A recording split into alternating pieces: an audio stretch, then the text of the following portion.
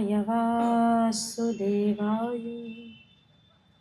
हरये परमात्मने प्रणतः क्लेशनाशाय गोविंदाय नमो नमः।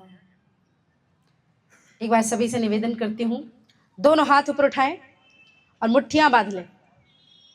दोनों हाथ एकदम सीधे, मुट्ठियां बांध लें। जो लोग पीछे खड़े हैं, आगे हैं, पंडाल से बाहर हैं, खड़े होकर सुन रहे हैं, छुपकर सुन रहे हैं, यहाँ तक कि मैं अभी देख रही थी बहुत सारी बहनें छतों में खड़े होकर के सुन रही थी। जहां से जो जैसे जिस स्थान पर हैं, उठाइए अपने दोनों हाथ और मुट्ठी बांध के सभी बोलेंगे मेरे साथ, भारत माता की। इतनी सी आवाज है और इस आवाज से हम हिंदू राष्ट्र की स्थापना कैसे करेंगे, आप मुझे बताइए। अपनी आवाज को बुलंद करिए, सिंह की गर्जना हो आपकी आवाज में। आपकी आवाज सुनकर के आसपास के जितने विधर्मी हैं उनको ये पता चलना चाहिए कि हिंदू जाग चुके हैं। उठाइए दोनों हाथ और उच्च स्वर में बोलिए, भारत माता की जय, भारत माता की जय, हिंदू राष्ट्र की जय, हिंदू धर्म की जय, जय जय श्री राम, जय जय श्री राम, जय जय श्री राम, जय जय श्री राम, जय जय श्री राम, जय जय श्री राम। मेरे सिख भाई भी बैठे, दोनों हाथ ऊपर उठा के मुट्ठी बांध के बोलना, जो बोले सो निहाल। सत श्री अकाल।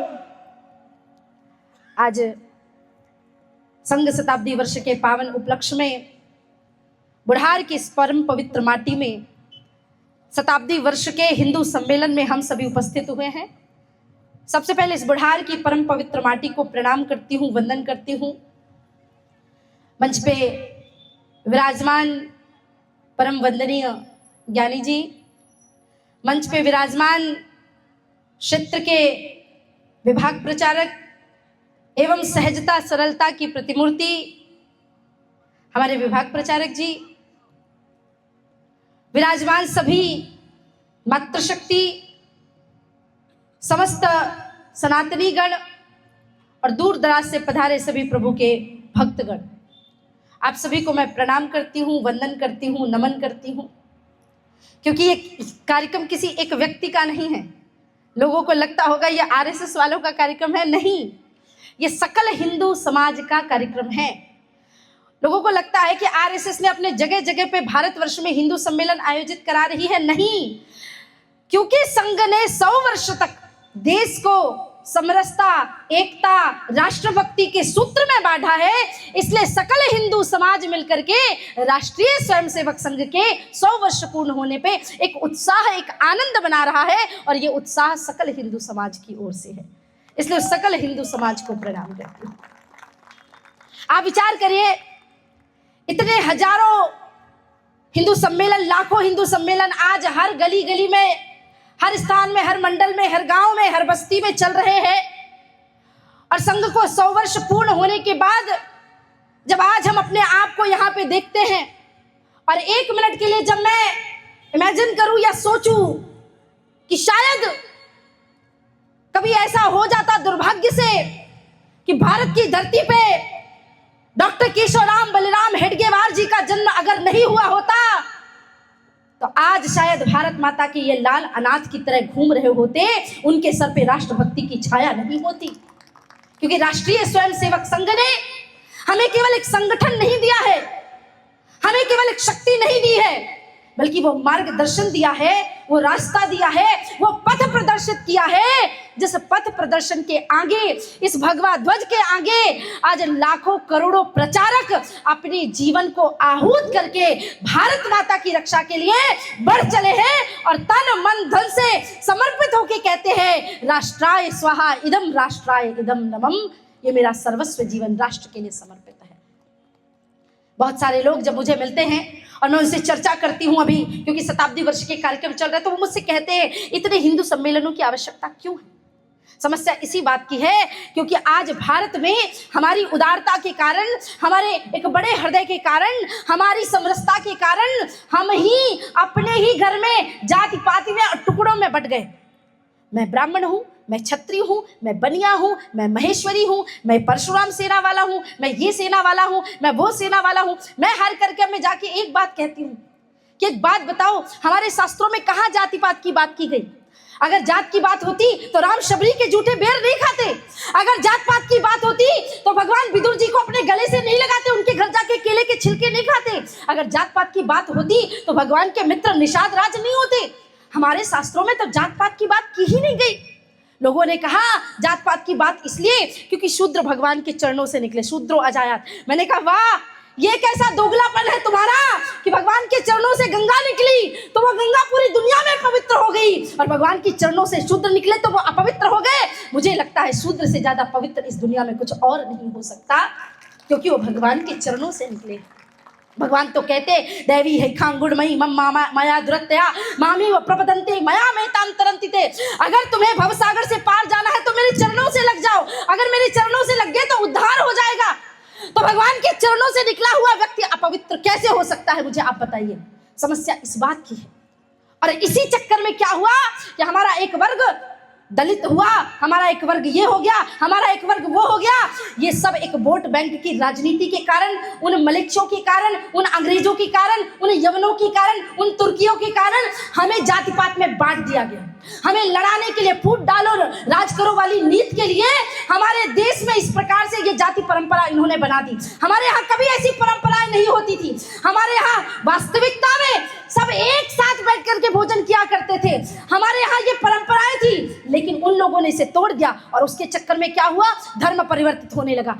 हमें बहलाने लगे, फुसलाने लगे, हमारे भाइयों को कहने लगे कि देखो देखो हिंदू तुम्हारा है नहीं, वो तुम्हें भोजन करने के लिए बुलाता नहीं, तुम्हारा बच्चा भूख से मर रहा है। एक बोरी चावल दे दिया, राइस क्रिश्चियन बन गया। 2 पैरासीटामोल की टैबलेट दे दी, ईसाई बन गया। आपके बच्चे को 1 साल की स्कूल की फीस माफ कर दी, क्रिश्चियन बन गया महाराज। समस्या इस बात की है कि धर्मांतरण इतना तेजी से बढ़ता चला जा रहा है, इतना तेजी से बढ़ता चला जा रहा है। इस्लामिक लोगों ने तो अपना जिहाद फैलाया ही फैलाया है, लेकिन उसके साथ साथ ये जो ईसाई मिशनरियां जगह जगह, गली गली, नगर नगर जा जा करके धर्म प्रचार करके अपना, पहली बात तो इस दुनिया में एकमात्र धर्म सनातन धर्म ही है।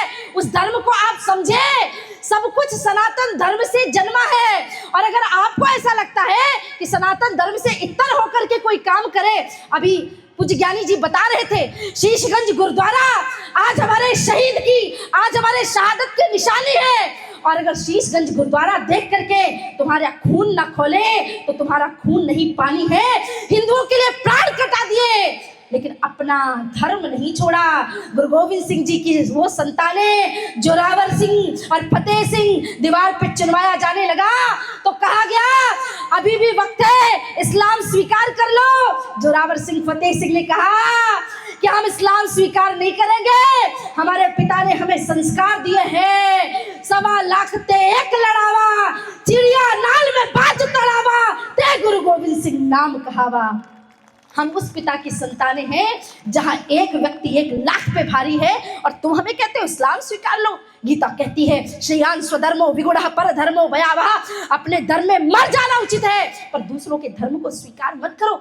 पर हम एक मुट्ठी में धर्मांतरित हो गए, पूरा क्षेत्र का क्षेत्र धर्मांतरित हो गया। बहुत समय पहले की बात है, 2012 में उड़ीसा के क्षेत्र में हम गए हुए थे। वहां हमने देखा कि हम कथा कर रहे थे और कथा में आधे से ज्यादा लोग गायब थे, क्योंकि उससे पहले भी मैं वहां कथा में गई थी। मैंने कहा जब पिछली बार कथा में आई थी पूरा गांव आता था, अब इतने कम लोग क्यों? बोले गांव में 3 चर्च बन गए हैं दीदी और सब धर्मांतरित हो गए हैं। मैंने कहा पूरा का पूरा गांव कैसे धर्मांतरित हो सकता है? बोले क्योंकि हमारे पास आए वो और उन्होंने कहा कि चलो एक काम करते हैं, परीक्षा लेते हैं किसके भगवान में ज्यादा शक्ति है। और वहां उनके पादरियों ने बड़ा सा जल भरा और जल भर करके मूर्ति हनुमान जी की लेके आए, हनुमान जी की मूर्ति को डाल दिया, अब मूर्ति डूब गई। मूर्ति डूबी तो कहा कि देखो तुम्हारे भगवान खुद को बचा नहीं पा रहे हैं, और जब वो खुद को नहीं बचा सकते तो तुम्हारी क्या खाक रक्षा करेंगे। फिर उन्होंने लकड़ी का क्रॉस डाला, क्रॉस तैरता रहा तो हमने सबने क्रॉस पहन लिए। मैंने कहा तुम सनातनी हो, तुम हिंदू हो, तुम्हें इतना नहीं पता, हमारे यहाँ जल की परीक्षा नहीं होती, हमारे यहाँ अग्नि परीक्षा की जाती है। जलाओ आग। हमने आग जलाई, हनुमान जी की मूर्ति को रखा और जैसे सोना आग में चमक के कुंदन बन जाता है। हनुमान जी तो चमकते रहे, पर जैसी लकड़ी के क्रॉस आग में डाले धू धू करके सब जल गए महाराज। मैंने कहा हम हिंदू हैं, हम किसी को छेड़ते नहीं, हम हिंदू हैं, हम किसी को छेड़ते नहीं, पर कोई हमें अगर छेड़ दे तो फिर हम उसे छोड़ते नहीं महाराज। ईंट का जवाब पत्थर से देना आना चाहिए। आप मुझे बताओ ज्ञानी जी, गुरुद्वारे में शस्त्र पूजा होती है, हम शस्त्र को निशान मान करके उनकी पूजा करते हैं, क्योंकि हमारे धर्म कहते हैं, हमारा सनातन धर्म कहता है कि एक हाथ में माला और दूसरे हाथ में भाला नहीं लोगे तब तक देश का कल्याण आप नहीं कर सकते।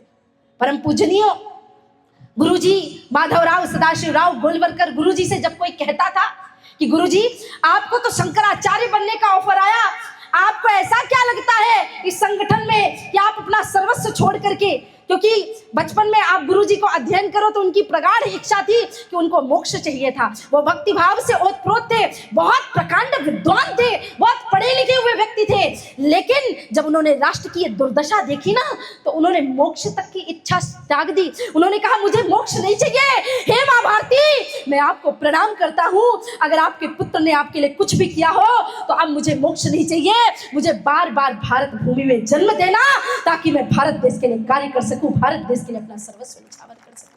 राष्ट्र के हित त्याग दी मोक्ष की परम इच्छा, राष्ट्र के उत्थान पूजन के सृजन की ली विमल दीक्षा, देव द्विज मानव सभी के रहे उद्धारक थे, तुम स्वयं से थे अग्नि समिधा, गंध थे हवन थे, ऐसा पूज्य गुरुजी के लिए कहा गया। उन्होंने सिखाया बताया। और जब उड़पी में सम्मेलन में सारे साधु संतों के सानिध्य में किया गया सम्मेलन, उस समय जाति पाति की ऐसी भावना चलती थी। उस समय गुरुजी ने उद्बोधन में अपने कहा था कि हम सब सनातनी हैं, हम सब भारत माता के पुत्र हैं, हमें जातियों में नहीं बंटना है, क्योंकि हम जाति में बटे तो हमारे धर्म को बांट दिया जाएगा, हिंदू अपना धर्म छोड़ के चले जाएंगे। इसलिए याद रखो उस समय गुरुजी ने कहा था और आज उसकी आवश्यकता है कि हिंदवः सहोदरः सर्वे न हिंदू पतितो भवेत्, मम दीक्षा हिंदू रक्षा मम मंत्र समानता।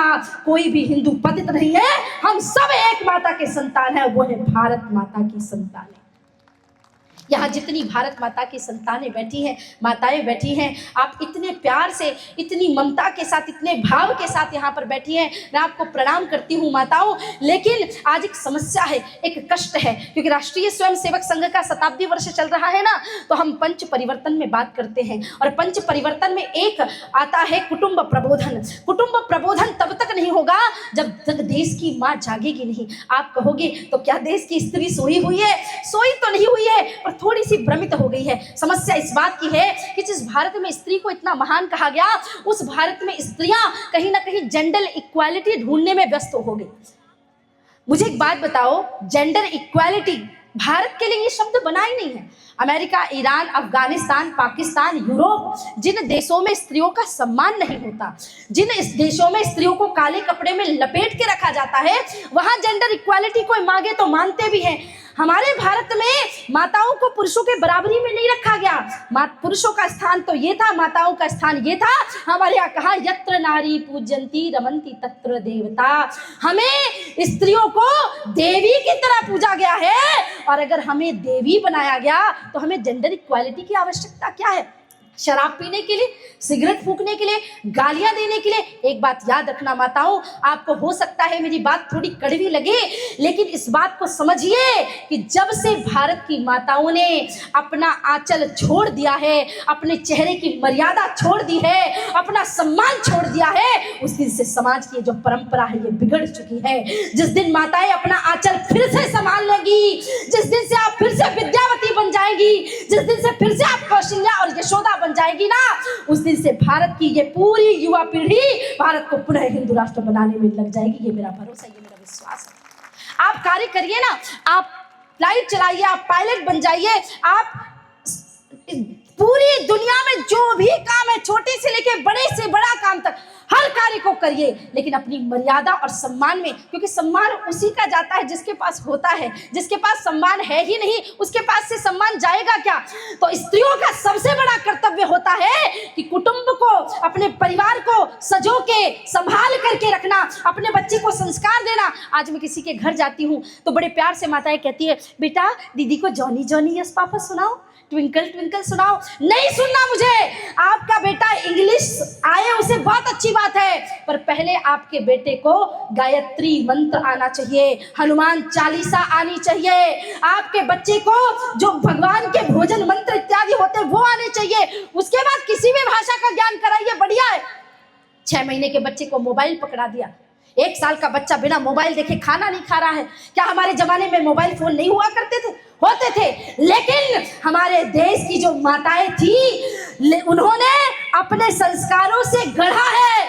उन्होंने बताया कि बच्चों के लिए दादा दादी नाना नानी इनके संस्कार होना आवश्यक है। पर हम तो चिल्लाने लगे, हम 2 हमारे 2, उधर हम 5 हमारे 25। भारत की आबादी बढ़ा रहे हैं, हिंदू अपनी आबादी घटा रहे हैं, और जो हिंदू हैं भी वो कायरों की तरह घर में घुस के बैठे हुए हैं। हम क्या करें? हमारी चुप्पी के कारण क्या क्या नहीं हुआ जरा देखो। सोमनाथ का मंदिर टूटा फिर भी तुम खामोश रहे, जिसने चाहा उसने लूटा फिर भी तुम खामोश रहे। सदियों का इतिहास हमारा कायरता की गाथा है। इस आर्य संस्कृति का देखो अब कितना कलुषित माथा है। सहते सहते जुल्म हम इस कगार तक आ पहुंचे कि महाकाल प्रलंकर का त्रिशूल उठा के हाथों में एक बार तो कहो हिंदुओं हिंदुस्तान हमारा है, एक बार तो कहो हिंदुओं हिंदुस्तान हमारा है। किसका है ये भारत? किसका है ये भारत? बोलिए जरा, किसका है भारत? तो फिर मुमरा की धरती पे, मुंबई की धरती पे MIM पार्टी की एक छोटी सी लड़की जो इस्लाम धर्म से अपने आप को बताती है, वो खुले मंच पे कह के महाराष्ट्र जैसी धरती पे जहां छत्रपति शिवाजी महाराज का जन्म हुआ, जहां बाला साहेब ठाकरे के हिंदुत्व ने पूरा महाराष्ट्र में एक भक्ति का, हिंदू राष्ट्र का बीज बोया, उस मुमरा की धरती पे वो लड़की कहती है कि आने वाले सालों में इस पूरे मुमरा को हरा कर डालेंगे। आप मुझे बताओ, महाराष्ट्र की धरती पे डंके की चोट पे वो अपने क्षेत्र को हरा करने की बात करती है, और हम कहते हैं कि बांग्लादेश में हिंदुओं को काटा जा रहा है, केरला में हिंदुओं के साथ ये हो रहा है, पाकिस्तान में हिंदुओं के साथ ये हो रहा है। ऐसा प्रतिशोध लेना पड़ेगा, ऐसी आवाज उठानी पड़ेगी कि आपकी आवाज मुंबई तक जाए, और आवाज ऐसी जाए कि अरे MIM पार्टी के लीडरों, तुम्हारे बयान बार बार सुने हैं। कभी एक भाई कहता है चाकू रख दो, भारत माता की जय नहीं बोलूंगा, वंदे मातरम नहीं बोलूंगा। कभी एक भाई कहता है 15 मिनट के लिए पुलिस हटा दो, तुम्हें देख लेंगे। और उसी की पार्टी की लीडर कहती है कि कुछ सालों में मुमरा को हरा कर देंगे। तुम सपने देखना छोड़ दो, अभी इस समय शताब्दी वर्ष चल रहा है। कोई सैटेलाइट से ऊपर से भारत को देखेगा ना तो भारत पूरा भगवा रंग दिखाई देगा। ये संघियों की शक्ति है, और वो दिन दूर नहीं जब मुमरा की धरती में भी भगवा लहराएगा। ये मेरा वचन है इस बुढ़ार की धरती से कि महाराष्ट्र के कोने कोने में तो भगवा लहरा ही रहा है, लेकिन उस मुमरा की धरती में भी भगवा लहराएगा, और किसी के माई के लाल में इतनी हिम्मत नहीं है कि भगवा को फहराने से और लहराने से रोक सके। जब हम कहते हैं कि हमें कोई आपत्ति नहीं, तुम चैन से शांति से अपने अल्लाह की बंदगी करो, तो क्या आवश्यकता है ऐसी विवादित बातें करने की? अरे पाकिस्तान में जाकर के लहराओ अपना हरा रंग, अफगानिस्तान में लहराओ, ईरान इराक में जाओ, वहां तुमको हम मना करने के लिए तो आते नहीं। पर ये हिंदू राष्ट्र है। हमारे परम पूजनीय सरसंचालक जी कहते हैं कि जब तक भारत देश में सनातन धर्म का एक अंश भी जीवित है, तब तक भारत देश हिंदू राष्ट्र है। और इस भारत की हिंदू राष्ट्रता, अखंडता को इस दुनिया में कोई खत्म नहीं कर सकता, क्योंकि जैसा भाई साहब ने कहा कि कुछ तो वजह है जो हस्ती मिटती नहीं हमारी। हमारे अंदर वो ताकत है, क्योंकि हम भारत माता के पुत्र हैं। हमारे अंदर भगवान श्री राम की वो तपस्या है, हनुमान जी महाराज की वो वीरता है, भगवान कृष्ण का वो प्रेम है, छत्रपति छत्रपति शिवाजी महाराज की वो वीरता और शूरता है, महाराणा प्रताप का वो त्याग है, विवेकानंद जी का वो ज्ञान है। और उस ज्ञान की वजह से मैं बुढ़ार वासियों को ये वचन देती हूँ कि आने वाले समय में हमारा भारत विश्व गुरु के पद पे प्रतिष्ठित होगा और पूरी दुनिया ये गौर से देखेगी। लेकिन उसके लिए हम सबको मिलकर कार्य करना होगा। हम अभी कुटुंब प्रबोधन की बात कर रहे थे, हम दूसरे विषय पे बात करते हैं, नागरिक कर्तव्य। तो देखो, नागरिक कर्तव्य जो हम सब जानते ही हैं कि भारत सरकार द्वारा बनाए गए नियमों का हम पालन करें। आपकी नगर पालिका जो निर्देश देती है, आपका विधान परिषद जो निर्देश देता है, आपका लोकसभा जो निर्देश देता है, वो सब पालन करो। लेकिन मैं आपको कुछ और भी कर्तव्य बताती हूँ। नागरिकों के कर्तव्य है गाय की रक्षा करना, राष्ट्र की रक्षा करना, अपने धर्म की रक्षा करना, अपनी बहन बेटियों की रक्षा करना, और हिंदुओं की सबसे बड़ी बात आत्मरक्षा करना। क्या? आत्मरक्षा करना। हमें आत्मरक्षा, नागरिक कर्तव्य में सबसे बड़ा कर्तव्य आज आपको बता के जाती हूं। हम सबको संगठित होना है, बटना नहीं है। हम बटेंगे तो कटेंगे और एक रहेंगे तो सेफ रहेंगे। इस नारे को हृदयस्थ कर लीजिए। एक प्रश्न पूछती हूँ, आपने कुत्ते को पत्थर मारा तो वो कुत्ता क्या करेगा? भाग जाएगा ना। कुत्ते को पत्थर मारोगे, कुत्ता भाग जाएगा। लेकिन मधुमक्खी के छत्ते पे पत्थर मारोगे तो क्या करेगी? तुम्हारे शरीर को ऐसा लाल करेगी महाराज। कभी जीवन में किसी मधुमक्खी के छत्ते पे एक बार पत्थर मार के देखना। किसी से बहुत दुश्मनी हो ना, तो उसको कहो भैया ये मधुमक्खी का छत्ता, इस पर पत्थर मार दो। बस बेचारा फिर 10 दिन तक अपनी खटिया से उठ नहीं सकता है। मैं आपको बताती हूं, अगर मधुमक्खी के छत्ते पे पत्थर मारोगे तो वो प्रहार करती है, क्योंकि वो छोटी है पर संगठित है। अगर हम संगठित होंगे तो हम एक साथ हर कार्य कर सकते हैं। अगर हम संगठित नहीं रहेंगे तो इसी तरह से क्षेत्र वाइज, गांव वाइज हमें काटा जाएगा, हमें बांटा जाएगा और हम कहीं के नहीं रह जाएंगे। नागरिकों का सबसे बड़ा एक और कर्तव्य है, अपनी देश, अपने धर्म, अपने समाज की रक्षा के साथ साथ, सुरक्षा के साथ साथ उसकी स्वच्छता भी बना करके रखना। कुछ भी खाया थूक दिया, कुछ भी खाया फेंक दिया, कहीं भी हमने पॉलीथीन ली फेंक दी। गौ माता वही पॉलीथीन खाती है। 40-40 किलो पॉलीथीन गौ माता के पेट से जब ऑपरेशन किया जाता है तो निकलता है। कितना दुख लगता है। अब इतनी दुर्दशा आ गई देश की कि क्या हमें आपको ये भी सिखाना पड़ेगा कि आप साफ सफाई रखो अपने घर को, अपने ड्राइंग रूम को तो बड़ा सुंदर क्लीन चिट रखते हो। तो ये भारत भारती भी आपकी माँ है और हम वसुधैव कुटुंबकम की भावना रखते हैं। तो पूरे भारत को स्वच्छ रखना ये एकमात्र हमारा उद्देश्य, हमारा कर्तव्य होना चाहिए। आप सभी को तीसरे विषय पे लेके जाती हूं, स्व का बोध, स्वदेशी। पूरी दुनिया जब बिना कपड़ों के घूमा करती थी ना, तब भारत कपड़ों की बुनाई करता था। ये बात मैं आपको बताना चाहती थी। पूरी दुनिया में जब लोग शिकार करके भोजन किया करते थे, जानवरों को मार के भोजन किया करते थे, तो भारत दुनिया में एकमात्र देश था जो खेती करना जानता था। पूरी दुनिया में अनाज कहीं मिलता था तो केवल भारत में मिलता था। पूरी दुनिया जब इंजीनियरिंग की ABCD नहीं जानती थी, तब हमारे भारत में इतने बड़े बड़े मंदिर विद्यमान थे। आप मदुरई का मीनाक्षी मंदिर देख लीजिए, कोणार्क का सूर्य मंदिर देख लीजिए। आज भी बड़े बड़े वैज्ञानिक हैरान है कि ऐसी शिल्पकला कैसे बन सकती है। पूरी दुनिया के पास जब सर ढकने के लिए छत नहीं थी, तब हमारे यहाँ सिंधु सभ्यता थी। पक्के मकान थे हमारे घरों में, हमारे घर में जल नाली इत्यादि निकलने की, निकास की समुचित व्यवस्थाएं थी। हमारे पूरे दुनिया में जब लोग अनपढ़ गवार की तरह घूमा करते थे, तो भारत एकमात्र देश था जहां तक्षशिला और नालंदा जैसी विश्वविद्यालय हुआ करती थी, जहां पूरी दुनिया शिक्षा प्राप्त करने के लिए जाती थी। इसलिए इस बात को समझिए, इस बात को जानिए कि हम स्वदेशी, स्व का बोध हमारे अंदर हो। हमें हर विदेशी चीज अच्छी अट्रैक्ट करती है, पर इस बात को हम समझे कि हर विदेशी चीज विदेशी नहीं है। भारत भूमि से निकल के अब मेरे सारे पूर्वज, मेरे दादाजी, उनके पिताजी सब 5-6 बजे भोजन संध्या के समय कर लेते थे। अब वही पद्धति विदेश से इंटरमिटेंट फास्टिंग के रूप में आई तो लोगों को इतना फैसिनेट करता है। ओ माय गॉड, वाह क्या बात है।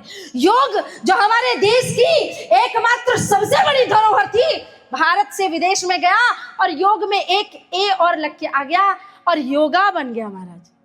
योग कब से योगा हो गया? योग योग ही है, योग योगा नहीं है। योगा उनके लिए है जिनको योग बोलना नहीं आता था, उन्होंने योगा कर दिया उसको, और आपने अपने योग को योगा बना करके पूजना शुरू कर दिया। समस्या इसी बात की है। स्व का भाव हो, स्वदेशी बने हम। और प्रथम विषय जो मैंने आपको बताया, सामाजिक समरसता, जात पात की करो विदाई, हम हिंदू सब, हम कौन है?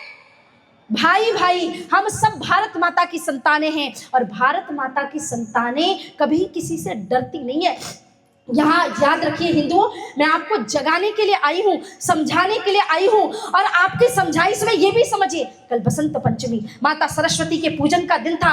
और दुख की बात ये थी, कष्ट की बात ये थी कि बहुत सारे राज्यों में आज भी दिन में तो बड़े धूमधाम से माता सरस्वती की पूजा करते हैं, और रात्रि के समय डीजे इत्यादि लगा करके, रात्रि में स्त्रियां साड़ी पहन करके, बहुत सारे पुरुष इत्यादि अभद्र तरीके के लोगों को बुला करके नृत्य करते हैं, नाच गाना करते हैं। आप बताओ, सरस्वती माता ज्ञान की देवी है, ज्ञान जगाने के लिए हमारे जीवन में आती है, और तुम इतने अज्ञानी कैसे हो सकते हो कि दिन में तुम भक्ति करते हो, रात में अश्लील गानों में उसी पंडाल में नृत्य कराते हो।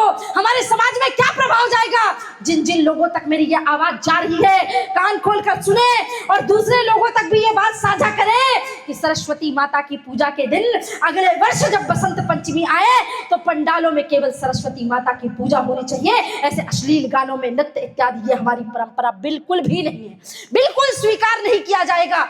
हिंदुओं, सनातनियों, ये सब किसने किया है पता है आपको?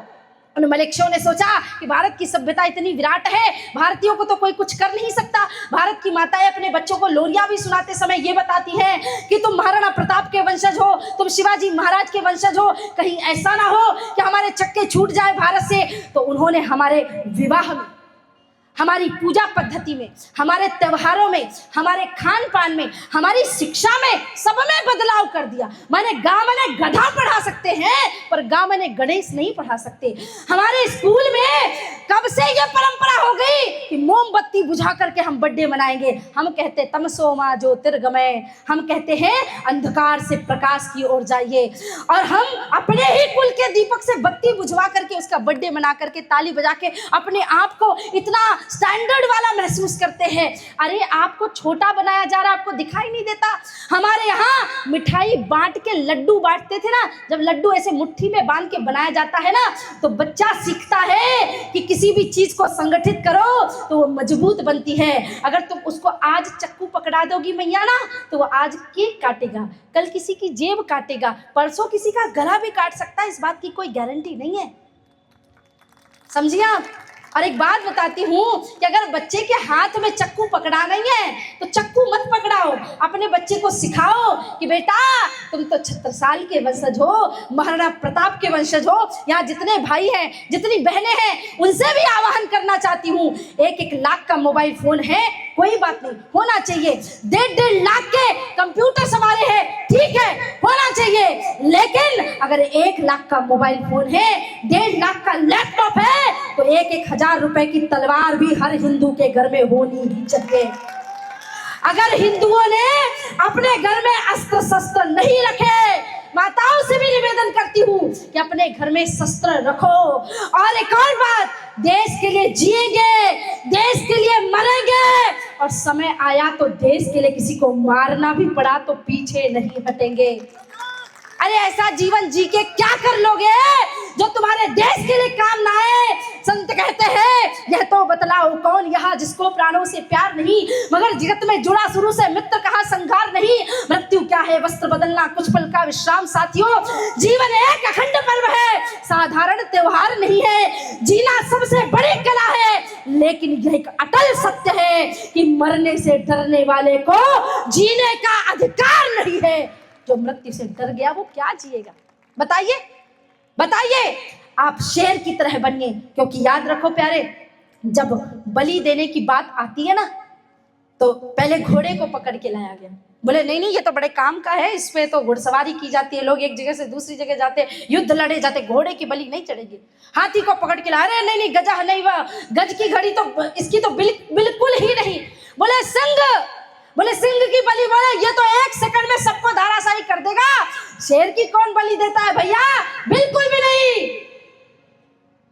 फिर बकरे को पकड़ के लाया गया, वो ममियाता रह गया, लेकिन अपने लिए उसने आवाज नहीं उठाई, ना दहाड़ा, ना चिल्लाया, ना बोला। और जैसे ही बकरे ने अपने लिए आवाज नहीं उठाई, उसकी बलि दे दी गई। इसलिए हिंदुओं, घोड़ा बनो, हाथी बनो, शेर बनो, पर बलि का बकरा कभी मत बनना, ताकि तुम्हें काट न दिया जाए। और अगर बलि का बकरा बनोगे तो काटे जाओगे। आज जितने भी लोग यहाँ पे हैं, मेरी बात आपको समझ में तो आ ही गई होगी ना, क्योंकि शताब्दी वर्ष का कार्यक्रम है, तो मैं यहाँ कोई चिल्लाने या बताने या ऐसे कोई भाषण देने नहीं आई हूँ। मेरे पास मेरा एक कर्तव्य है, मेरे देश का, मेरे धर्म का, माँ भारती का, राष्ट्रीय स्वयंसेवक संघ के द्वितीय सरसंघचालक, जिनकी बात मैं अभी करी थी, परम पूजनीय गुरुजी, माता की मृत्यु हो गई उनके, तो उनसे किसी ने कहा आप तो अनाथ हो गए। उन्होंने कहा ना, अभी तो मेरी एक संसार की माँ गई है, अभी तो मेरी भारत माता और गौ माता है, इनके होते मैं कभी अनाथ नहीं हो सकता। हम सनातनी कितने भाग्यशाली है, हमारे पास भारत माता है, गौ माता है, गायत्री माता है, गंगा माता है।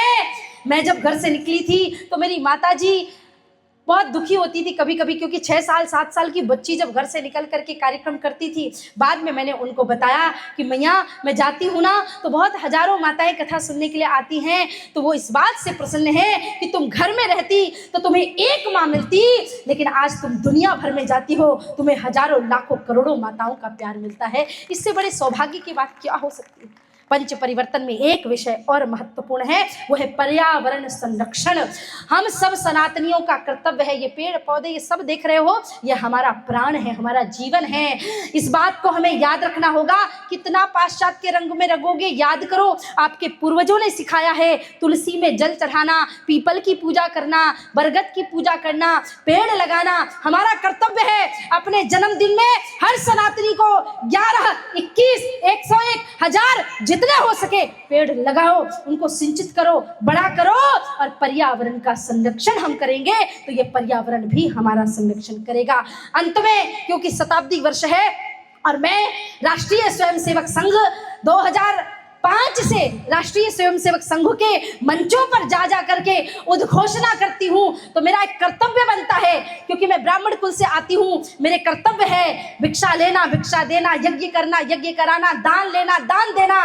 तो मैं आप सभी की बुढ़ार की धरती में, बुढ़ार वासियों से भी, क्योंकि हर जगह गांव गांव, गली गली, नगर नगर, मोहल्ले मोहल्ले जा करके मैं भिक्षा मांग रही हूँ। और क्योंकि अभी इसके बाद मेरी बैकुंठपुर छत्तीसगढ़ में कथा है, मुझे तुरंत यहाँ से कल व्यासपीठ से उठ के आपके बुढ़ार आई थी, और अभी जाके सीधे व्यासपीठ पर बैठूंगी। इसमें कोई आपत्ति नहीं है, मुझे कोई कष्ट नहीं है, क्योंकि मैं हिंदुओं को जगाने आई हूँ, और इतनी दूर से इस यात्रा को कठिनाई से सह के मैं यहाँ आई हूँ। और अगर ये सब हिंदू जाग गए तो मैं समझूंगी कि आपकी इस धरती में मेरा आना सार्थक हो गया, मेरा बोलना सार्थक हो गया। लेकिन क्योंकि मैं कथावाचक हूँ, एक संत परंपरा से आती हूँ, तो मैं आपसे भिक्षा मांगना चाहती हूँ। आप में से कौन कौन है जो मुझे दक्षिणा भिक्षा देना चाहता है? हाथ उठाइए। चिंता मत करना, आपका धन रुपया पैसा नहीं मांगूंगी। कौन कौन मुझे भिक्षा देना चाहता? हाथ उठाइए। सब चाहते हैं ना? तो मैं आपके बुढ़ार की धरती पे झोली फैलाकर आप सबसे यही भिक्षा मांगती हूँ कि संघ शताब्दी वर्ष के इस शुभ अवसर पे सकल हिंदू समाज में जहां जहां तक मेरी आवाज जारी है, आप ये संकल्प लो कि आप भिक्षा में हर घर से मुझे राष्ट्रीय स्वयंसेवक संघ का एक स्वयंसेवक समर्पित करेंगे। हर घर से एक स्वयंसेवक निकल के मेरे पास आए, यही मेरी सबसे बड़ी दक्षिणा, सबसे बड़ी भिक्षा होगी। हर घर से प्रचारक निकले, हर घर से अगर संघ का एक प्रचारक या एक स्वयंसेवक निकल गया तो मैं समझूंगी कि मेरा आपकी धरती पे आना सार्थक हो गया, अपनी बात करना सार्थक हो गया। एक बनो, नेक बनो, संगठित बनो। और सबसे आखिरी में बस यही कहना चाहती हूँ, दुष्यंत कुमार ने कहा है, आंधियां चलने लगी, अब ज्वार को पैदा करो, कंठ में कुरुंदन नहीं हुंकार को पैदा करो। फिर से सजने लगी कुरुक्षेत्री समय की भूमिका, पार्थ तुम गांडीव में टंकार फिर पैदा करो। फिर से अपना धनुष उठाओ, देश धर्म समाज राष्ट्र के लिए अपना कर्तव्य समर्पित करो। देखो, एक तो मुझे जाना है और मैं समस्या बताती हूँ। ये एक कविता जो मैंने राष्ट्रीय स्वयंसेवक संघ के मंच पे ही बोली थी, कश्मीर तो होगा लेकिन पाकिस्तान नहीं होगा। वो कविता 13 वर्ष की उम्र में मैंने बोली थी और अब ऐसा हो गया है कि 13,000 बार लोगों ने, हर जगह जहां भी जाती हूँ ऐसा होता नहीं है कि लोग कहे ना बोलने के लिए। और क्योंकि आप लोगों की भावना इतनी विराट थी, मैं अपनी कथा छोड़ करके यहाँ पे आई हूँ, तो आपको निराश नहीं करूंगी। 2 लाइनें ही सही पर बोलूंगी अवश्य, लेकिन एक ही शर्त पे। जब मेरी कही हुई एक एक बात को आप अनुसरित करके अपने जीवन में धारण करके और उस बात को अंगीकार करो, करेंगे भारत को अखंड बनाएंगे। हाथ उठाइए, पहले मुट्ठी बांध के एक बार जोर से बोले भारत माता की। क्योंकि इस देश में, इस धर्म में, इस समाज में पहले ऐसी अव्यवस्थाएं नहीं थी, पहले भारत के टुकड़े टुकड़े नहीं थे, तो कभी कहना नहीं पड़ता था। लेकिन समस्या इस बात की है कि आज बांग्लादेश में एक युवक को उसके कर्म क्षेत्र से निकाल के जिंदा जला दिया जाता है। आज हिंगलाज मंदिर के पुजारियों को पीटा जाता है, वहां पर हिंदू बहन बेटियों के साथ अत्याचार हो रहा है। पाकिस्तान में हिंदू अपने आप में इतने दुख, इतनी दुर्दशा में जी रहे हैं और उसके बाद भी मुझे तो कभी कभी दुख होता है कि पाकिस्तानियों के लिए बोलूं ही क्या, क्योंकि वो तो इस भूखमरी में खुद ही मर रहे हैं कि भारत की माताएं अगर पानी भी बहा दे चावल का धोके तो पाकिस्तान में बाढ़ आ जाएगी। इतना सा अदना सा पाकिस्तान है, लेकिन फिर भी बड़ी बड़ी बातें करता है, बड़े बड़े वो करता है और कहता है कश्मीर हमारा है। कश्मीर तुम्हारा नहीं है। और एक और बात बताती हूँ, पीओके पाकिस्तान ऑक्यूपाइड कश्मीर जो है ना, वो भी हम बहुत जल्द डंके की चोट पे लेके रहेंगे। कोई माई का लाल ऐसा नहीं जो पीओके हमें लेने से रोक सके, क्योंकि जो पीओके है, पाकिस्तान ऑक्यूपाइड कश्मीर है, वो कश्यप ऋषि की तपस्थली है और अपने संतों की तपस्थली तो इन विधर्मियों के हाथ में जाने नहीं देंगे, क्योंकि हम शेर हैं और शेर किसी से डरते नहीं हैं। हम डरते नहीं अणुबम्बों से, विस्फोटक जलपोतों से, हम डरते हैं ताशकंद शिमला जैसे समझौतों से। सियार भेड़िए से डर सकती सिंहों की औलाद नहीं, भारतवर्ष के इस पानी की है तुमको पहचान नहीं। आइटम बम बना करके तुम किस्मत पर भूल गए, 65, 71 और 99 के युद्धों को शायद भूल गए। तुम याद करो अब्दुल हमीद ने पेटेंट टैग जला डाला, तुम याद करो गाजी का बेड़ा झटके में ही डुबा दिया, ढाका के जनरल नियाजी को दूध छटी का पिला दिया। तुम याद करो 90,000 उन बंदी पाक जवानों को, तुम याद करो शिमला समझौता, इंदिरा के एहसानों को। अब की जंग छिड़ी तो सुन ले, नाम निशान नहीं होगा, कश्मीर तो होगा लेकिन पाकिस्तान नहीं होगा। यह आवाज, यह एटम बम पे हिम्मत कौन दिखाएगा? इन्हें चलाने को क्या बोलो, बात तुम्हारा आएगा। अरे अब की चिंता मत कर, चेहरे का खोल बदल देंगे। इतिहास की क्या हस्ती है, पूरा भूगोल बदल देंगे। धारा हर मोड़ बदल के लाहौर से गुजरेगी गंगा और इस्लामाबाद की छाती पे लहराएगा भारत का झंडा। रावलपिंडी और कराची तक सब कुछ गारत हो जाएगा, सिंधु नदी के आर पार पूरा भारत हो जाएगा और फिर सदियों सदियों तक जिन्ना जैसा शैतान नहीं होगा। कश्मीर तो होगा लेकिन ऐसे नहीं, मुट्ठी बांध के बोलना पड़ेगा, दोनों हाथ ऊपर उठा के बोलना पड़ेगा, कश्मीर तो होगा लेकिन। जरा जोर से बोलिए, कश्मीर तो होगा लेकिन, कश्मीर तो होगा लेकिन। बस यही ऊर्जा, यही जोश, यही राष्ट्रभक्ति अगर आपके अंदर आ गई तो भारत को विश्व गुरु बनने से कोई नहीं रोक सकता। मुझे पता नहीं ऐसा मन से क्यों लग रहा है कि शायद आप लोगों के साथ बहुत कम समय मिला और वो कमी अगर मुझे महसूस हो रही तो आप लोगों को तो हो ही रही होगी, है ना। तो मैं आपको वचन तो नहीं दूंगी, क्योंकि वचन मैं देती हूँ तो पूरा करती हूँ, वचन तो नहीं देती हूँ, लेकिन फिर भी मन में ये भाव लेकर के जाती हूँ कि जैसे अभी बैकुंठपुर में कथा चल रही है, भारत में अन्य जगहों पे चलती रहती है, हम एक बार आपके बुढ़ार आएंगे 7 दिन श्रीमद् भागवत कथा सुनाने के लिए, और फिर दिल खोल करके अपनी बातें आप सभी के सम्मुख रखेंगे। और क्योंकि बगल में ही प्रचारक जी बैठे हुए हैं तो यजमान ढूंढने की भी जरूरत नहीं, मेरे तो आधे से ज्यादा प्रचारक संघ के, हाँ मेरे आधे से ज्यादा यजमान जो है ना वो संघ के प्रचारक होते हैं। तो बहुत सारे जो साधु संत कथावाचक जो हमारे ऐसे उम्र के हैं जो हमसे मस्ती कर सकते हैं तो बोलते हैं कि देवी जी अब तुमको तो लूट लेते हैं संघ वाले, क्योंकि संघ वालों के पास दक्षिणा वक्षिणा है नहीं देने को, तो तुमसे हर साल में 2-4 कथा करवाते रहते, देते क्या होंगे दक्षिणा। मैंने कहा भाई साहब आपको ये बात पता नहीं होगी, संघ वाले जो देते हैं ना वो ऐसा देते हैं कि भारत के सर्वश्रेष्ठ पद पे बैठ करके आज भारत का प्रधानमंत्री हो या भारत के पूर्व प्रधानमंत्री हो या भारत के उस अटल पद पे अमेरिका तक जाने वाला व्यक्ति भी भारत में संघ का स्वयं सेवक ही निकल के वहां तक जाता है।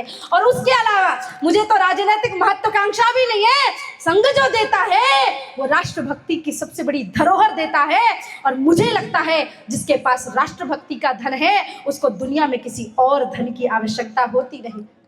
तो देखो कथा वाचन के लिए घोषणा भी कर दी, यजमान भी मिल गए, अब आप लोगों के ऊपर है कि श्रोता कथा सुनने आएंगे कि नहीं, बताओ। तो आइए अपनी वाणी को विश्राम करूं और आपका धन्यवाद करूं, उससे पहले एक बार दोनों हाथ ऊपर उठा के एकदम सीधे उठाओ, जरा एकदम सीधे, जरा जोर से भारत माता की, भारत माता की, हिंदू राष्ट्र की, हिंदू धर्म की, जय जय श्री राम, जय श्री राम, जय जय श्री राम, जय श्री राम, जय जय श्री राम। जय श्री राम। आप सभी ने गौर से सुना, बहुत बहुत धन्यवाद। जय श्री राम, जय बाबा।